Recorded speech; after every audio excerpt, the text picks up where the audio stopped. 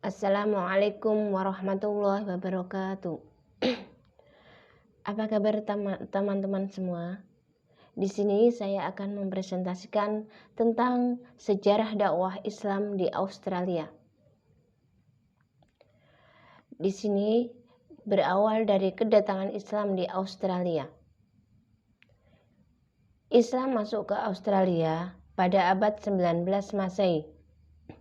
Dibawa oleh para pengembara dari Afghanistan yang setiap saat melakukan perjalanan berbekal tikar untuk sholat. Para pengembara tersebut lama-lama mampu mendirikan masjid di Broken Hill dan New South Wales dari bahan kayu, selanjutnya ke Perth, ibu kota Australia Barat, dan Adelaide, ibu kota Australia Tengah. Pada tahun 1924, pendatang dari Albania sebagai petani tembakau di Australia Utara meningkatkan perkembangan Islam di sini. Kemudian sesudah berakhir Perang Dunia Kedua, orang-orang Yugoslavia yang belajar di Australia Tengah yang dipimpin oleh Imam Ahmad Saka lebih menggiatkan pembangunan masjid-masjid di Adelaide sebagai pusat aktivitas keagamaan. Selanjutnya, perkembangan di Australia, yaitu diantaranya terlihat dari pembangunan masjid, pendidikan, serta organisasi Islam. Dalam pembangunan masjid yang indah pada abad 20 Masehi, perkembangan masjid-masjid di Australia cukup menggembirakan karena dibuat oleh arsitek Australia sendiri, seperti Brisbane tahun 1907, didirikan oleh arsitek Sharif Abbasi dan Ismet Abidin. Pada tahun 1967, di Queensland didirikan masjid dengan Islamic Center di bawah Fatih Said Mecca. Tahun 1970, di Mariba diresmikan masjid yang mampu menampung 300 jamaah dengan Imam Haji Abdul Latif. Di kota Surrey Hill dibangun Masjid Raya Faisal bantuan dari Saudi Arabia. Sedangkan di Sydney dibangun masjid dengan biaya $900.000 Amerika Serikat.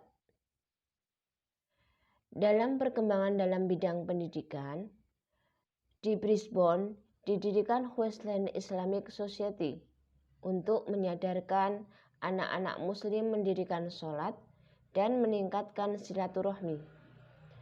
Pelajarnya sendiri belajar dari Indonesia, India, Pakistan, Turki, Afrika, Lebanon, dan Australia sendiri. Kemudian di Goulburn didirikan Goulburn College of Advanced Education, yakni pendidikan guru yang telah melahirkan sarjana muda, sarjana lengkap master. Tokoh Goulburn College antara lain Dr. L. Arian, yaitu seorang dokter pelarian dari Mesir ketika Gamal Abdul Nasir berkuasa. Organisasi Islam, Australian Federation of Islamic Councils atau AFIC adalah himpunan dewan-dewan Islam Australia yang berpusat di Sydney. Federation of Islamic Societies adalah himpunan masyarakat muslim yang terdiri atas 35 organisasi masyarakat muslim lokal dan 9 dewan Islam negara-negara bagian. Muslim Student Association adalah himpunan mahasiswa muslim yang menerbitkan majalah Al-Manar berbahasa Arab, Australia, dan Mimares berbahasa Inggris, Muslim Women's Center, pusat wanita Islam, yang bertujuan memberikan pelajaran keislaman dan pelajaran bahasa Inggris bagi kaum muslimin yang baru datang ke Australia, sedang bahasa Inggrisnya masih kurang lancar. Peran besar Islam di Australia. Di Australia terdapat lebih dari 300.000 orang penganut Islam dari sekitar 21 juta jiwa penduduk Australia. Mereka umumnya dari 24 juta jiwa penduduk Australia. Umumnya, para imigran dari kawasan Timur Tengah, Asia, dan Afrika. Di Australia Barat, terdapat 24.000 orang Muslim yang tinggal dan bekerja di negara bagian itu.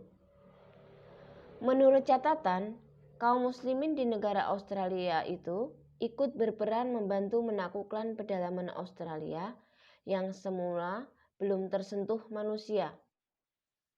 Di tahun 1800-an, kala itu lebih dari 2.000 pengendara dan 15.000 armada unta secara khusus didatangkan dari Afghanistan, India Utara, dan Pakistan. Upaya Yahudi dalam menghalangi dakwah Islam di masa-masa awal perkembangannya, yaitu diantaranya pemboikotan embargo ekonomi. Kaum Muslimin ketika awal perkembangan Islam di Madinah sangat lemah perekonomiannya.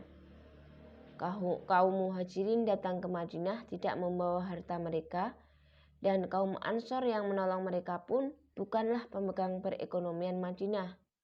Oleh karena itu, Yahudi menggunakan kesempatan ini untuk menjauhkan kaum Muslimin. Selanjutnya, membangkitkan fitnah dan kebencian. Yahudi dalam upaya menghalangi dakwah Islam menggunakan upaya menciptakan fitnah dan menebar kebencian antara sesama kaum Muslimin yang pernah ada di hati penduduk Madinah dari Aus dan Khazraj pada masa jahiliyah. Selanjutnya, menyebarkan keraguan pada diri kaum Muslimin.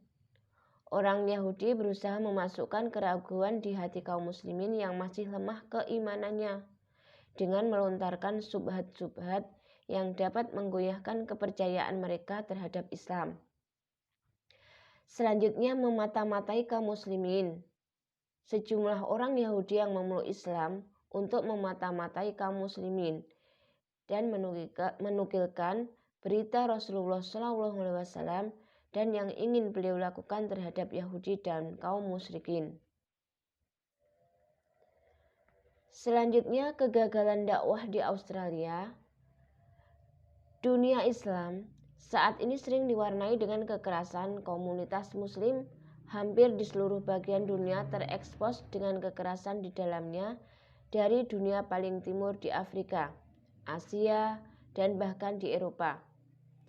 Kita melihat kekerasan yang sering diasosiasikan dengan konflik fisik, perang, dan terorisme terjadi di Sudan dan Nigeria, di mana terjadi konflik antara Muslim dan Kristen.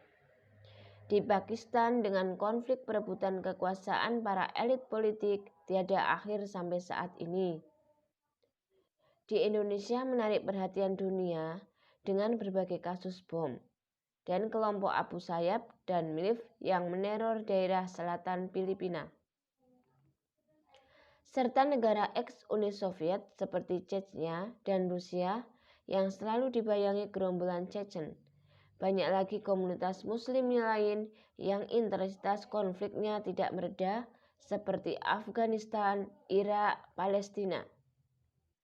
Banyak konflik di atas satu jawaban, karena setiap konflik ada motif dan latar belakangnya yang berbeda. Jadi, untuk mengatakan bahwa Islam adalah kekerasan bukanlah suatu kesimpulan yang tepat untuk segala kejadian keras itu. Akan tetapi, kedekatan umat Islam dengan konflik, baik dalam internal Muslim sendiri atau dengan pemeluk agama lain, menyebabkan legitimasi asumsi global akan kedekatan Islam dengan kekerasan. Sekian presentasi dari saya tentang sejarah dakwah di Australia. Apabila ada kekurangan dan kesalahan, saya minta maaf yang sebesar-besarnya. Terima kasih. Wassalamualaikum warahmatullahi wabarakatuh.